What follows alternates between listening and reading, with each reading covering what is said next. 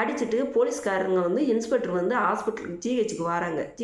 நல்லா தானே இருக்கீங்க, எந்திங்க அப்படிங்காங்க. மூச்சு வாங்கி ஹார்ட்டெல்லாம் அப்படி துடிக்குதுங்க. ப்ரெஷர்லாம் ஏறி போயிருக்கு என் ஹஸ்பண்டுக்கு. திடீர்னு என்ன நடந்துச்சுன்னே தெரில. இதுவரைக்கும் யார்கிட்டயும் பிரச்சனை பண்ணி ஒரு அடி வாங்கினது மாதிரி சரித்திரமே கிடையாது அவங்க வாழ்க்கையில். அந்த மாதிரி இருந்தவங்கள அடிச்சுட்டு, நல்லா தானே இருக்கீங்க, எந்திங்க. அப்போ நான் இன்ஸ்பெக்டர்கிட்ட கேட்டேன், அப்போ என் புருஷனை கொன்றணுமா, கத்தி வச்சு குத்திருக்கணுமா, அப்போ தான் நீங்கள் கேஸ் எடுப்பீங்களா அப்படின்னு சொல்லி நான் கேட்டேன். எப்படி நான் கேட்காம இருப்பேன்? என் புருஷன் வந்து அடியும் வாங்கிட்டாங்க. எனக்கு கோவம் வரவே கூடாது அப்போ. நான் கோவம் வராமல் என்னால் எப்படி நீங்கள் வாழ முடியும்னு நீங்கள் சொல்லுங்கள். எப்படி எனக்கு கோவம் வராமல் இருக்கும்?